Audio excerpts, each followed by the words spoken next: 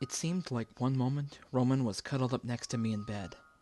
With our naked bodies pressed together beneath an ocean of sheets, I could hear his voice whisper, "Why are your hands so cold?" I could hear him laugh in ticklish glee as my fingers brushed his chest and lightly pinched his left nipple.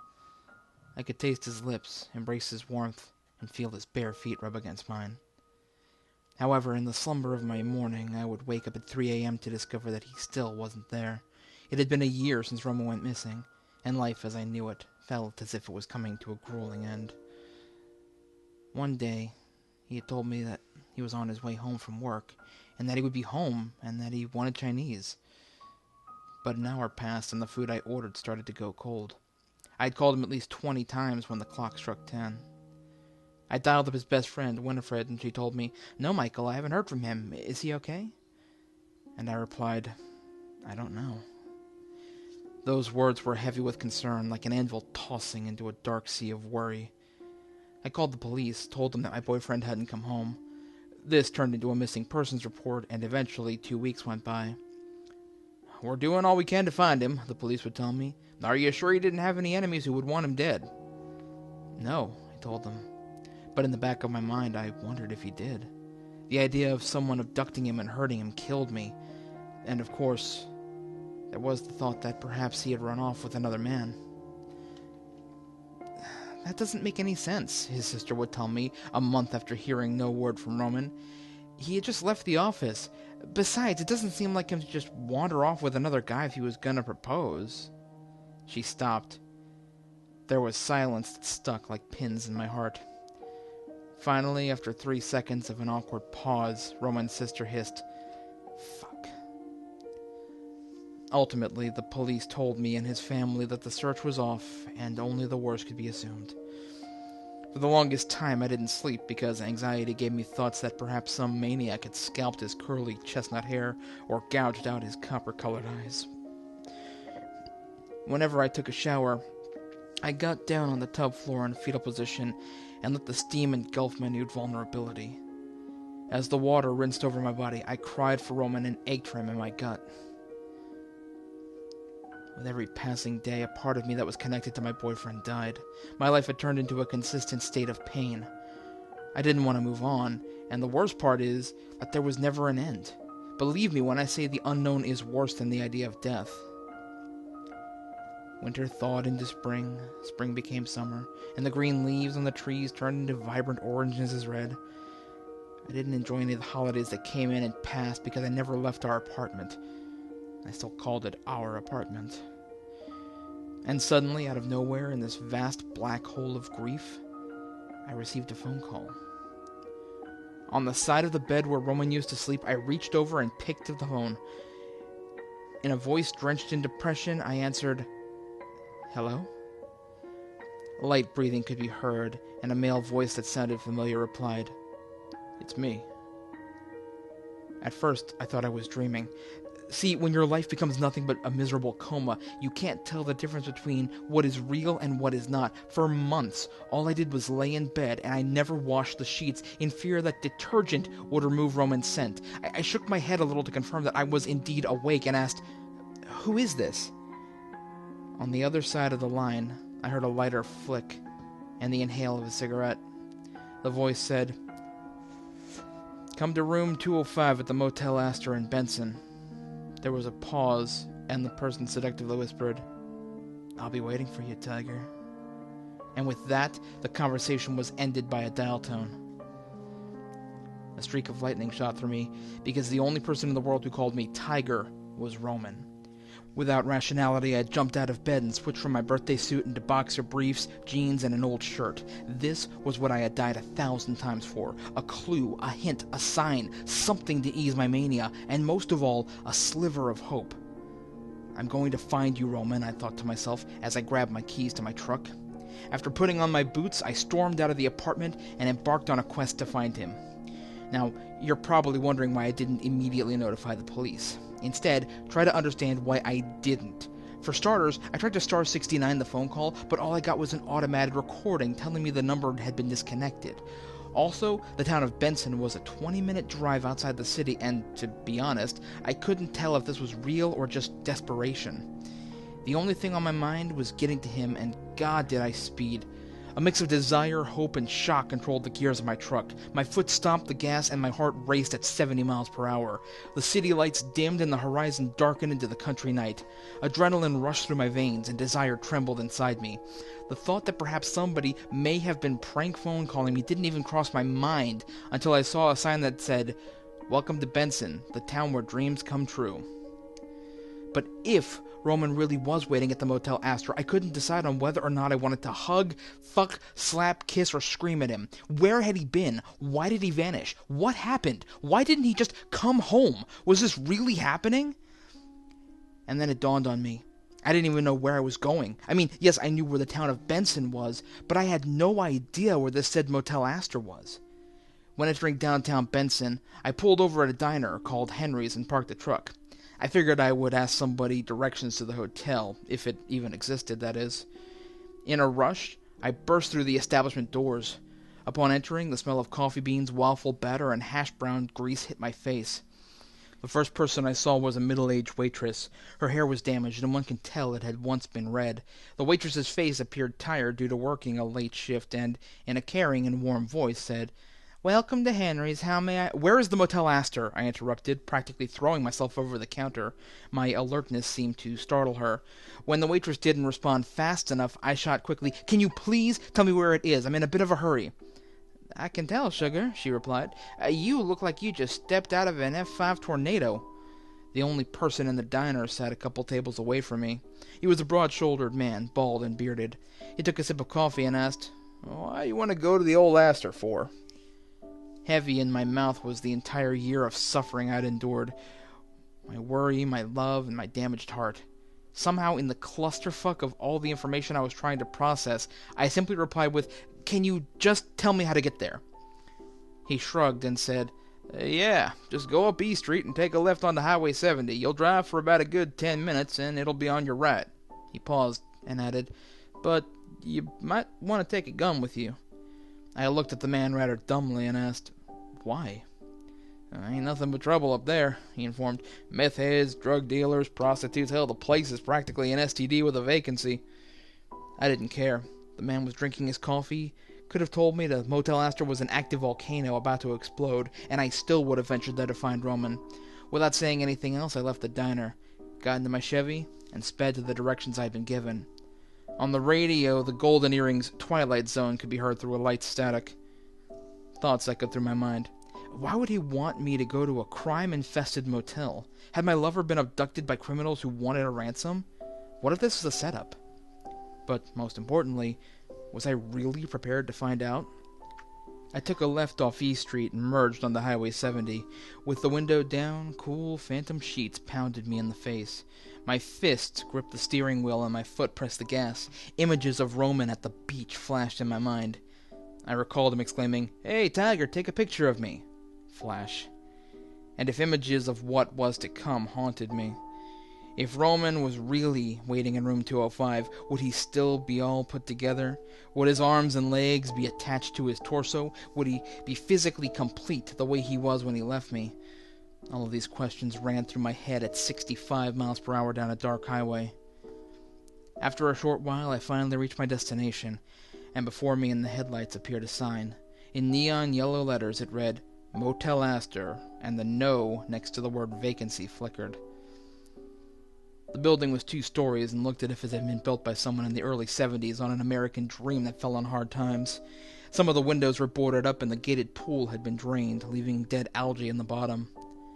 I parked the truck and got out and didn't even hesitate to stop into the lobby and inquire any information about who was staying in room 205. I followed a cracked sidewalk, and the doors numbered 101 to 120. Each passing room increased the anxiety of what was to be discovered. At the bottom of the stairs that led to the upper story stood a grungy female prostitute. Her hair was an oily black mess, and her short magenta skirt and fishnet hose suggested a blowjob would be cheap.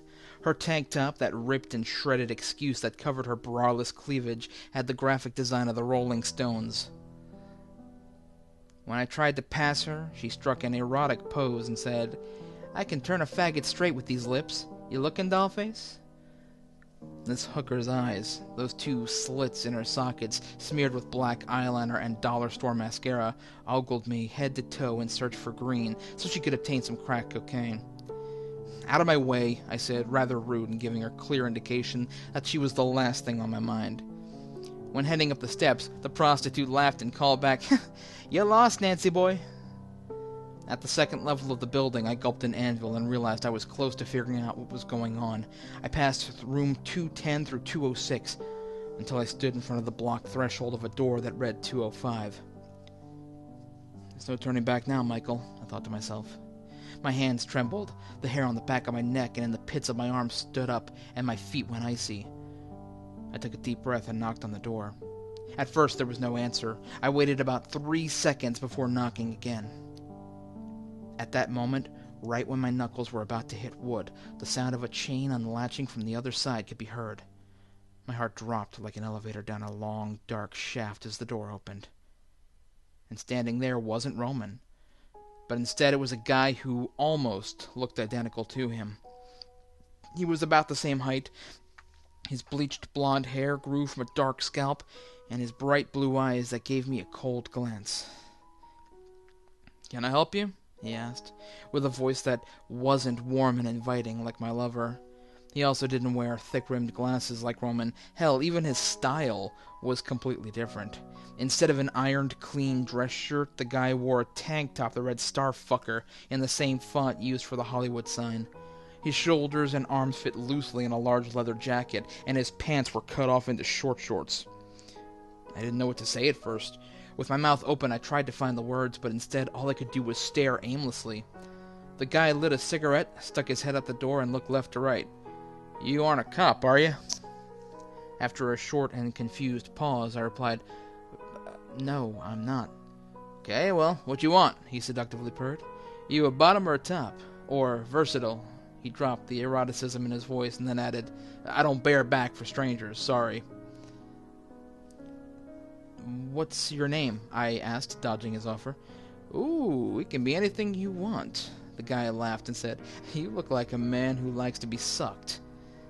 He put his hands on my shoulders, and it was then I couldn't take it anymore. I grabbed it and shook him hard while yelling, "I'm not fucking playing around! What the hell is your name?" "Jesus H. Christ!" he exclaimed, pushing me off. "What's your problem?" I stepped back, pulling myself together, and said, I'm sorry. See, my boyfriend went missing a while back. I got a call from someone telling me to meet them at room 205, and it sounded like him. And what's strange is, you favor him tremendously."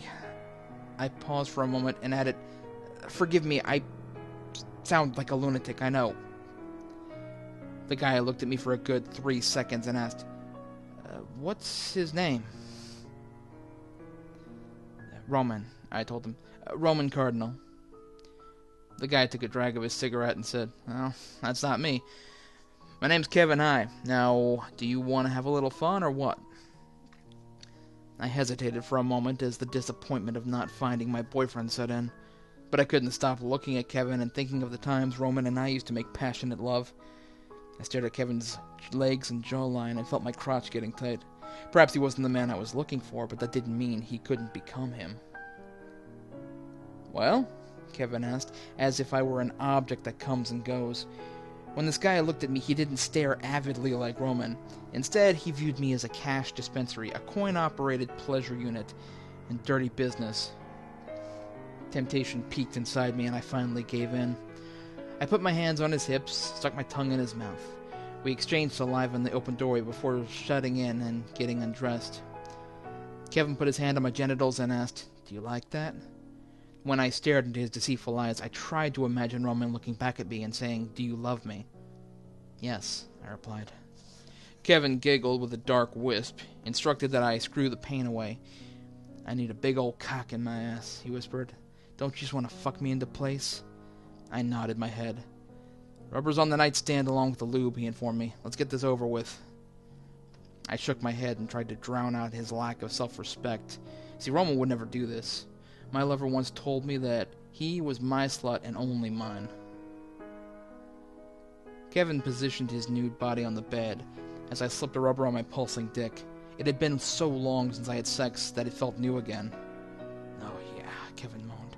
"You know you want to rip my ass open and feel my guts." "Please don't talk like that," I told him. "I don't like it." He paused and then asked, "Well, what do you want me to say?" "Nothing," I shot back sternly. I put his legs above my shoulders and shoved myself inside him. While thrusting over and over, I still questioned whether this was actually happening. I moaned, releasing a softer side that I had kept locked up within me. Between the sweat and force, Kevin looked directly in my eyes. He let out an orgasmic groan as I used him up. Images of Roman taking it in the middle of our bed flashed in my mind. He had been so sweet and loving because I was his first. I recall how he curled up and wrapped around me. "Don't ever let me go," whispered in my ear, and it echoed through my mind. My thrusting became more aggressive as a mix of salty lament and joy came to my eyes. "I adore how you love me," Roman said in my heart. Those words erected inside Kevin as he started to moan uncontrollably. "Fuck yeah," the guy I dominated exclaimed. "Don't stop." I covered Kevin's mouth, and his tongue felt around the palm of my hand. As I ravaged this substitute for Roman, I stared at my reflection in the mirror above the headrest. Looking back at me was a distortion of lust and power. In my mind, it said, "He's never coming back." "Shut up," I hissed back. Beneath my sweaty hand, Kevin thought I was talking to him and muffled something in agreement. With my teeth, I lightly sucked his neck to leave a bruise. It had never dawned on me before, but he even tasted like Roman. The more I pushed myself inside, the more it felt like I had found him. Suddenly, in the heat of it all, molten pearls made their way up and released. With great relief, I moaned pleasurable orgasm and felt the relaxed feeling of ejaculation cover me. It was so intense that I collapsed on top of Kevin and began to lightly sob with ecstasy. I kissed him repeatedly as if he were an elixir sweet as honey that could cure the poison making me sick. I wanted to consume every drop, like an addict who had not poured a glass of wine in over a decade. If it wasn't for the skin between us, I would have made a home inside him and never leave. With my emotionally parched tongue, I licked him and begged, "Please don't ever leave me." Kevin then pulled away and said, "All right, it's going to be $60. As he leaned up and attempted to stand, I grabbed his arm and asked, "Where are you going?" I'm gonna take a shower," he replied. On a filthy bed in a smoke-stained room, I laid naked and fragile and desperately asked, "You're not gonna cuddle with me?" Kevin gave me a look and replied, "I guess, but it'll be an extra $10 an hour." "I don't care," I told him. He shrugged and made his way to the bathroom, at which point I asked, "Can I join you?" He said yes, and the two of us got in the shower together. As the warm water formed a hot sauna, I caressed his wet body. I pressed against him and grabbed his bare buttocks with my needful hands. With my eyes closed, I rested my head on his bare shoulder and whispered in mind, "Why did you leave me, Roman?" Kevin then hissed, "Because it became too much." I then opened my eyes and noticed the water was black and stunk of decay. I quickly lifted my head and saw that his face looked like a misleading scab that had been picked and oozed yellow pus from slash for a mouth. My body then jolted back and I screamed. "Hey, what's wrong?" Kevin exclaimed. When I blinked, his face in the water went back to normal. Dripping and wet, Kevin looked at me as concern was written all over him. I put my hand on the side of my head and replied, "Nothing, I don't know." My racing heart settled down and I added, "It's just been a hard year. Everything doesn't make sense like it used to." He placed his hand on my trembling shoulder and for the first time, and in a compassionate voice, asked, "Do you want to go lie down?" I nodded my head and replied, "Yes." After getting out of the shower, we got in bed and I spooned his nude body. In a state between a world of hurt and one of longing, gripped his right nipple between my fingertip and kissed the back of his neck. Kevin snickered and asked, "Do you miss me, Michael?" After feeling a bit of hope in a warm place, something perked inside me. It was then I realized that during our entire sexual altercation, I never once told Kevin my name. I looked him straight in the eyes and asked, "How do you know that?" "Know what, Tiger?" he asked, placing seductive emphasis on the last word. I then rose from the bed and gave him a fearful look and demanded that he tell me who he was. Kevin reached over the nightstand beside him and lit up a Marlboro Red 100. After exhaling smoke, he said, "Michael, I am the fear for which you keep running back to. I am the need in you for more. Kevin took another drag of his cigarette and added, "I'm that feeling you deny, that voice that curls up inside your head, the manifestation of everything you want, the remnants of time you'll never get back, and the guilt that rips you to pieces." "No," I thought, turning back in myself.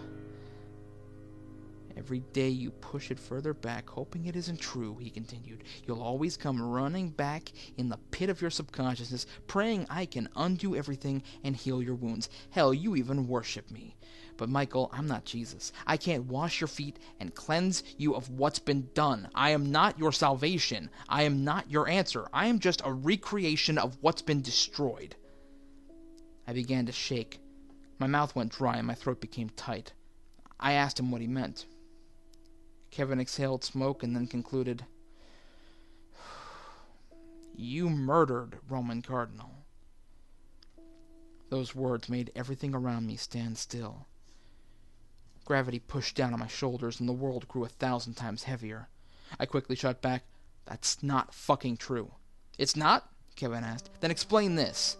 He reached under the bed, pulled out a newspaper, and tossed it up on top of the sheets. In big, bold letters, the headline read, "Homosexual dispute leads to murder." On the front page was a picture of me, handcuffed and being walked out of the Motel Astor by 2 police officers. I skimmed the article and the words argument, breakup, kitchen knife, blood, and psychotic breakdown struck out at me. Each one hit me in the face and caused me to want to vomit. "But it's okay, Tiger," Kevin purred. "I'm here in your head. I'm the slut in your bed. You can fuck your sorrow away. I don't mind." I started to put my clothes back on and shot back, "This isn't true. None of this is true." "Oh? And where do you think you're going?" Kevin asked. "Are you going to run away again?" I buttoned my shirt, slipped on my shoes, and grabbed the keys to my truck. I then proceeded to leave room 205. But the only problem is the door wouldn't open. Over and over I tried to turn the handle, and each time the lights in the motel room flickered. A distorted and almost demonic voice came from behind me. "Come on, Michael. Come back to bed." I turned around. I did not see Kevin, but a naked, bloody Roman with stab wounds all over his body. Blood poured from his mouth, and fear rose to the top of my lungs. I let out a scream. "Go away!" I yelled, frantically trying to escape. Eventually the door opened, and I ran out as fast as I could. I made my way down the steps. The female hooker who had offered me a sexual favor before was still there, only her face appeared like the hallucination I'd seen in the shower. She yelled, "You're a murderer, Michael!" Tears streamed down my face as I made my way to the truck. I got inside, cranked it, and sped out of the motel parking lot. As I sped down Highway 70, a pair of oncoming headlights illuminated the inside of the Chevy, and I noticed that my hands were covered in blood. Through the static on the radio came a twisted voice that snarled, "You can't run from me. It's already been done." In a manic state, I could barely control my driving. I veered off into the other lane, and another pair of headlights blinded me. Everything went white, and then I woke up in a sterile room. In a cold sweat, I let out a shriek, and the door to the room opened. A man dressed in eggshell blue scrubs, the same one I'd saw in Henry's diner, came to hold me down. I squirmed violently as he and another man held my arms and legs. Behind them entered a woman holding a syringe. This woman looked like the waitress, and she said, "Michael, calm down, it was just another dream." Through the aggression of trying to pull away, I caught a glimpse of one of the men's name tag. It read, "Kevin High." "Please," I screamed, "I want Roman! I need him!" The woman, who I now realized was a doctor, stuck me with the needle and pushed down. A cool feeling coursed through my veins and calmed me down. In the spiraling vortex of both confusion and realization, I sunk inside myself and passed out. Hours later, I awoke to straps around my ankles and wrists. Beside me sat the doctor, who asked, "Are you going to continue to be a handful?" "Where am I?" I asked, ignoring her question. The doctor informed me that I was at Dorothea Dix, a mental hospital for the criminally insane, and that I was being held to see that if I was fit to stand trial. Unlike the waitress I imagined at Henry's diner, the doctor's voice was cool and to the point. "What trial?" I asked. "The trial that determines whether you're guilty or innocent," she told me. "You have been charged with the murder of your boyfriend." I don't understand," I replied, trying not to cry. The police apprehended you at the Motel Astor in Benson after discovering Roman Cardinal's blood in your apartment, the doctor said. It is believed that you disposed of his body and were on the run. However, you keep saying you didn't do it, despite the neighbors' testimonies that they heard a loud dispute next door, and, like I said before, the blood. She paused and added, they even found the knife in room 205 where you were hiding out. I tried not to cry, but through snot and sobbing I asked, why would I do that? Roman's sister informed the police that he was going to break up with you, she continued.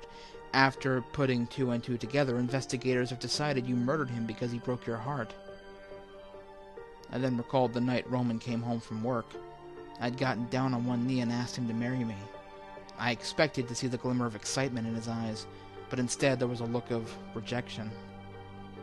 Michael, he said to me, we need to talk. Those words have never meant anything good. He then proceeded to tell me that we should be friends, and this had become too much. With a look of shock on my face, I asked, I don't understand. I thought we were in love. We were in love, Roman told me. At least, I was in love. Don't get me wrong, Mike. You're an amazing man, and I will always, always love you. Just not like that. I stood up, met his eyes, and asked, why are you doing this to me? Roman's copper eyes watered up behind his glasses, and in a voice as clear as day said, I don't want to do this, honey. As a matter of fact, it's the last thing I could possibly ever want to do to you. The sad truth is, I no longer love you like I used to, and believe me, I don't want to see you in pain. In the shadow of everything we have overcome, the light simply isn't there anymore. I'm sorry. I was quiet for a moment, gritted my teeth, and asked, it's your co-worker, Michelle, isn't it? A stray tear dripped from his puffy eyes. He didn't say anything, but it was completely obvious what the answer was. And does she know you're with me? I hissed, beginning to slowly unravel. Does Michelle know that you and I sleep together? He gulped and sternly replied, I told her you were my best friend. I told her we were just roommates, and I told her you were like my bro. Bros don't fuck each other, I yelled. This caused Roman to jump. By this point, my fists were shaking with both pain and anger. My heart, my ginormous heart that I poured out to him when I was naked, started to slowly break into 1,000 pieces. You want this to be easy for me? I screamed. Well, fuck you! And I don't remember exactly doing it, but the next thing I knew, there was a kitchen knife in my hand, and Roman's throat had been slashed.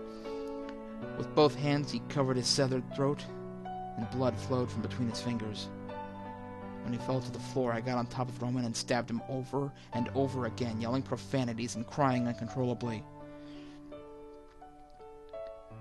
And that's what happened, I told the doctor, snapping back to reality in the present day. I wanted him to love me, and if Roman couldn't love me, then he couldn't live. After the doctor left the hospital room, I closed my eyes and heard a voice seductively say, Do you miss me, Tiger?